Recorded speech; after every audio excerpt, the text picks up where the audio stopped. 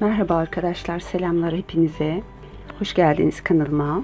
Elimde böyle bir penye ipim vardı benim. Turuncu renkte, ince. Tığım 6 numara. Klaç yapacağız. Güzel bir modelde klaç yapacağız.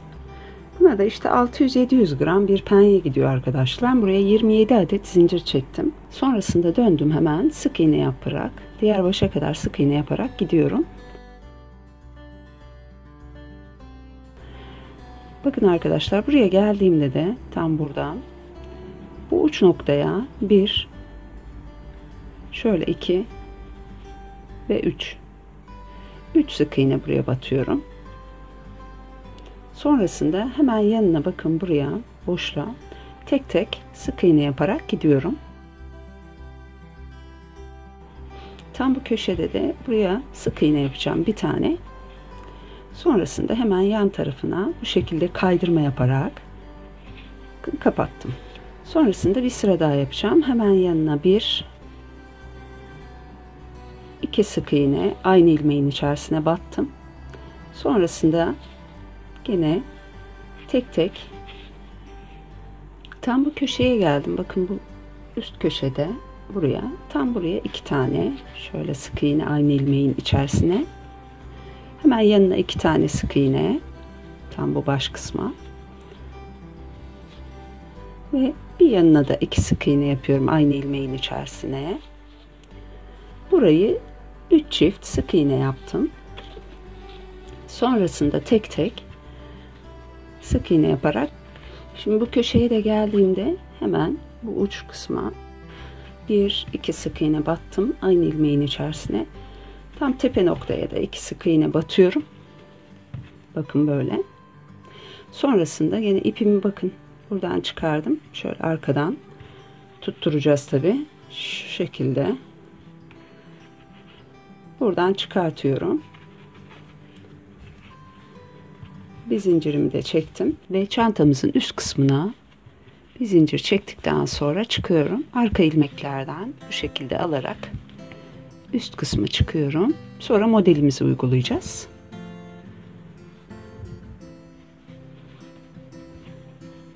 Bir, iki zincirimi çektim. Arkadaşlar burada çektikten sonra bakın şuradaki başak gibi olan ilmeğimizin içine battım, çektim ve bunu kapattım. Sonrasında bakın buraya bunu hafif çektim. Bakın örmüyorsunuz. Çektim. Yanındaki bu başak gibi olan modelin içine de battım. Şu ilmeğin içine de battım. Üçünü bir çektim. Bu baştaki başak gibi olan ilmeğimize battım, çektim. Bakın örmedim, çektim sadece. Yani burayı 2 tane ilmek yaptım. Sonrasında buradaki başak gibi olan ilmeğimizin ortasına battım. Çektim, üçünü bir. Buraya batıyorum. Bakın örmeden bunu alıyorum ilmeğimi tığıma. Buradaki başak gibi olan ilmeğimizin içine batıyorum. Üçünü bir çekiyorum. Anladınız değil mi arkadaşlar? Bakın zaten balık kılçığı kendini göstermeye başladı. Bu son ilmeğe de batıyorum şöyle. Bakın şunu aldım. Sonrasında buraya battım. Bunu aldım. Üçünü bir çektim. Tam buraya gene battıktan sonra bakın kapatma noktamız burası. Tam buraya batıyorum. Çekiyorum ve evet. Buraya da 1-2 zincir çekiyorum ve dönüyorum. Artık tersten öreceğiz ki yani balık kılçığının bu şekilde zikzak şeklinde görünmesi için. Bu arka kısımdan, yani şurada görmüş olduğunuz ilmeklerin içine değil de daha alt kısım, şu alt kısım, görmüş olduğunuz bu alt kısmından bakın tığınızı bu şekilde değil, şu tığımızın kafasının üzerine attık, böyle içeriden çektik ve ördük. Burada görmüş olduğunuz şu ilmeğimizden bakın şöyle bir aldık. Gene aynısını yapıyoruz ama arkadan yapıyoruz. Bunu aldık. Burada da zaten burası değil, bakın kafanız karışmasın. Bu arka kısımdan böyle Gördünüz mü? Geçirdim tığımı. İpi de tığımın kafasının üzerine geçirdim. Ve üçünü bir çektim. Bakın burada örmüş olduğum şu ilmeği alıyorum tığımın üzerine.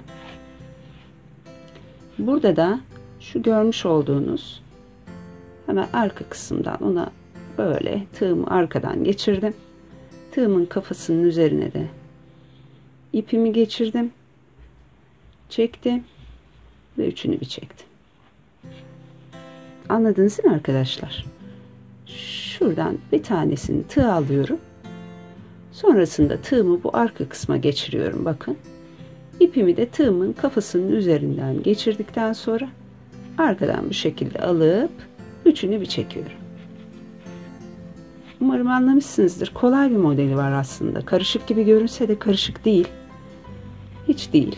Elinize aldığınız zaman daha farklı oluyor arkadaşlar. İzlemekten ziyade elinizde şu an bir ip varsa evinizde hemen alın. Bu modeli bakın ben yaparken uygulayın. Daha kolay olduğunu göreceksiniz. Bunun 3. sırasını da göstereyim. Sonrası sizin için kolay olacaktır inanıyorum. Şimdi ben bu uç kısma geldim arkadaşlar. Burada da bakın en son yine arkadan aldım. Bu şekilde. Şurada bağlantı noktamız var. Görüyorsunuz. Şuraya batın bağlantı noktasına. Gene böyle arka kısımdan aldım. Ve içinden geçirdim. Bir zincir çektim ve ikinci zinciri de çektim. Döndüm. Bağlantımızı da yaptım. Bakın böyle. Şimdi burada artık ne yapıyoruz? Bu şekilde öreceğiz. Onun için de gene buraya batıyorum. Çekiyorum. Arkasından bu ilmekten bir tane alıyorum. Bir de buradan direkt oyuğun içerisine batıp bu şekilde çekiyoruz.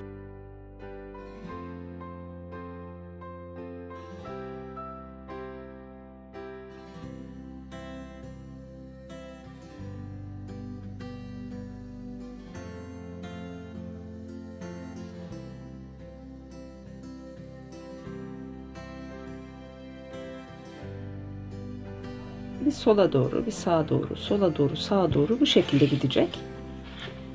Bakın aldım gene. Üçünü bir çektim. Balık sırtı modelimiz ne kadar hoş ve şık durdu. Şu son sıramı da bu şekilde arkadan böyle alıp şu son sıramı da bitireyim.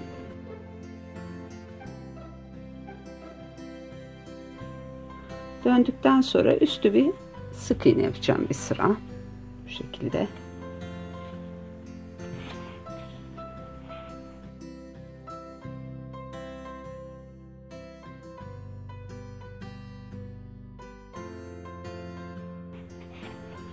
Şöyle üstüne bir sık iğne. Zaten klaçta 12 sıra yeterli olacaktır. Bakın. Zaten üstte de bir sık iğne ile birlikte 13 sıra. Şöyle. Muhteşem bir model. Bakın ne kadar güzel ve şık bir model. Elinizde bunu düşünsenize çok şık olur yazın. İşte ben bunu bitirdim. İşte 14 sıra. Buradan itibaren en dip kısımla birlikte üstte de sık iğne yaptım. Tam 14 sıra ördüm. Çantamızın üstünü eşitledikten sonra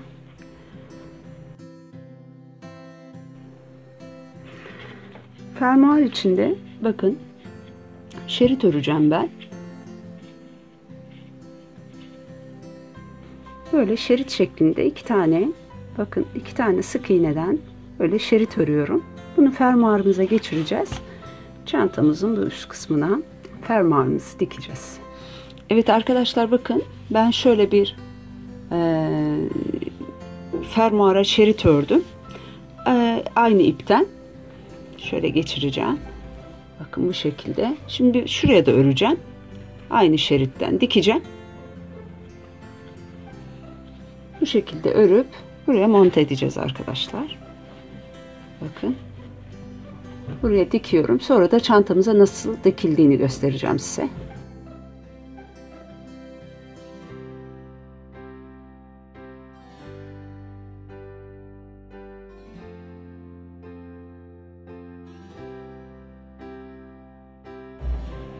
Arkadaşlar bunu dikerken de ikisini bir alacaksınız. Şu üstteki iki taneyi bu şekilde.